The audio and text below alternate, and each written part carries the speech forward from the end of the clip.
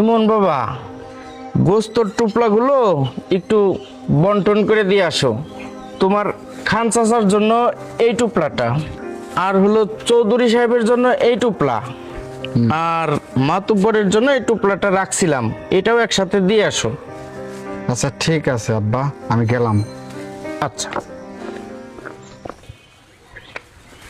জয়, কোথায় যাস? যা আব্বা, তোদের জন্য এক টোপলা গরুর গোস্ত পাঠাইছে, এটা রাখ। চাচা আবার গোস্ত পাঠাবার গেল কেন? আমাদের বাড়িতে কুরবানি দিছি, আমাদের কি গোস্তের অভাব আছে? আমি অত কিছু জানি না, আব্বা দিছে, তুই রাখ। আমার আবার মাতবার বাড়ি যাওয়া লাগবে। অরূপ, এই গোস্তের টোপলাটা রাখ, আব্বা তোদের জন্য পাঠাইছে।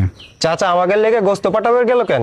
আমাদের এলাকায় সবচেয়ে বড় কুরবানিটা আমরা দিছি, আমাদের গোস্তের কোনো অভাব নাই।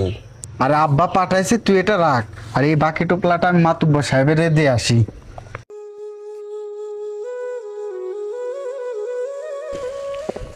আর মিজান চাচা, আসসালামু আলাইকুম। ঈদের দিনে আপনি ডাউল হাতে করে নিয়ে কোন যাচ্ছেন? ওয়ালাইকুম আসসালাম। কোথাও না, ঘরে ফিরতেছি। আর ঈদের আনন্দ কি সবার জন্য ইমন বাবা? আমাদের মতো গরিব মানুষের জন্য ঈদের দিন হচ্ছে হলো পেটের ক্ষুধা আরেকটু বৃদ্ধি করা। চাচা, আমি বুঝি না আপনার কথাটা। আজকে তো ঈদের দিন, আপনার বাসায় কি গোস্ত রান্না হয় নাই?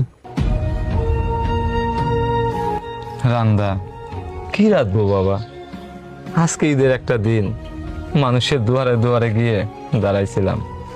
ভেবেছিলাম কেউ যদি এক টুকরা গোস্ত দেয় তাহলে সন্তানদের নিয়ে একটু তৃপ্তি করে খাওয়াবো।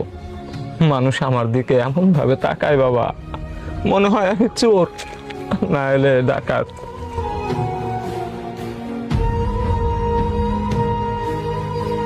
সবচেয়ে বড় কষ্ট কি জানিস বাবা? কালকে সারাটা রাত আমার ছোট্ট ছেলেটা আমার কাছে কান্না করেছে আর বলেছে, বাবা ঈদের দিন আপাতত তুমি আমার মুখে এক টুকরা গরুর গোস্ত তুলে দিও। কিন্তু আমি এতটাই অক্ষম বাবা, ওই ছোট্ট ছেলেটার কান্না যে কতটা ভারী আমার কলিজায় লেগেছে এটা আমি তোরে বোঝাইতে পারবো না এমন বাবা। কালকে রাতেও আমি আমার পোলারে এই ডাল রান্না করে ভাত খাইয়েছি, ডালের লগে চোখের পানি মিশিয়ে।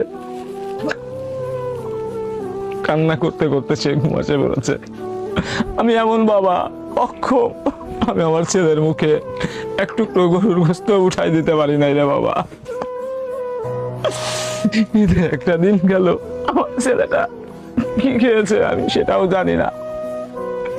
আমার ছেলেটা বলেছে গরুর গোস্ত না হলে সে ভাত খাবে না, কিন্তু কি করবো বাবা?